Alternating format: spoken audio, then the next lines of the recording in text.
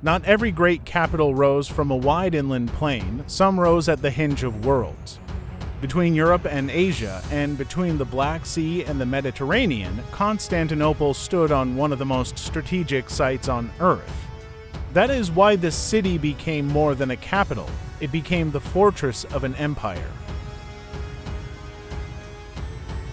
Look closer, and the shape of the city starts to explain its power. Constantinople sat on a peninsula.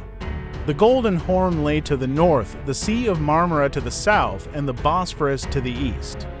Only the west opened fully to land. Before you even add the walls, the site already shows a defensive pattern. But these were not just for edges on a map. Each side played a different role. The north gave harbor and shelter. The south gave maritime separation. The east gave strait control and difficult water. The west gave the only land front where defense could be concentrated. Constantinople was strong not because every side was the same, but because every side contributed differently. Some great cities were protected not only by walls, but by water. On the north side of Constantinople lay the Golden Horn, a deep natural harbor between the old city and the Galata side.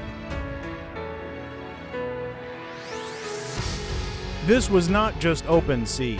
It was a long, sheltered inlet with old Constantinople on one side and Galata across the water. That made the northern side more than protected. It made it useful.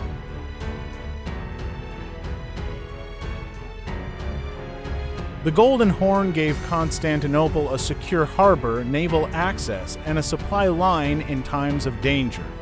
Galata helped define the opposite side of this protected harbor space.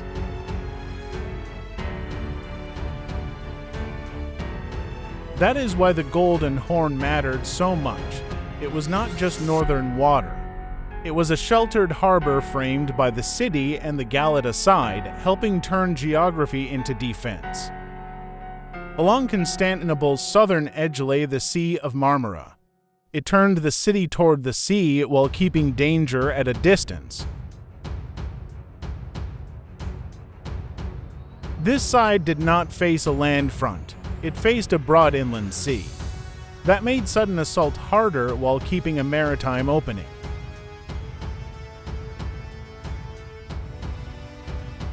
The south side worked through distance. Water kept easy pressure away, yet ships could still move along this edge.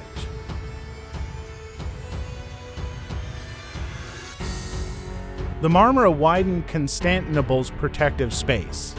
It made the southern side harder to reach and easier to keep connected. Constantinople's eastern edge faced the Bosphorus. It gave the city a water boundary, but also placed it beside one of the region's most controlled passages. The east was not open ground. It was a straight edge.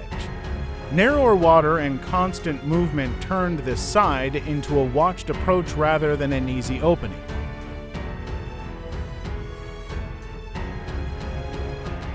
Here the city met the channel directly. Ships could pass nearby, but any pressure from across the water was compressed into a narrow, visible line.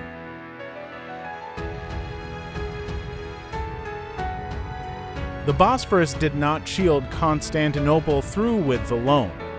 It protected the east by narrowing movement, concentrating attention, and turning the shoreline into a guarded threshold. Constantinople's western side opened toward Thrace. It was the city's main land approach, so this was where the Theodosian walls mattered most. Here the peninsula met the mainland. This was the city's most exposed side, so defense had to be built, layered, and concentrated here.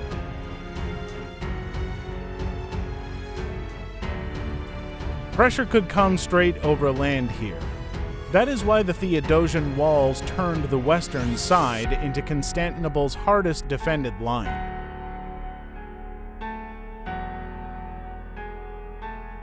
The west was Constantinople's weakest natural edge.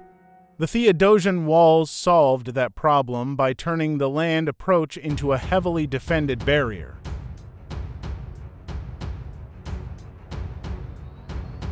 That is the real strength of Constantinople. Harbor, sea, strait, and land wall did not work separately. They worked together. Geography turned this peninsula into one of history's hardest capitals to break. Not an ordinary city with strong walls, but a fortress site shaped for survival.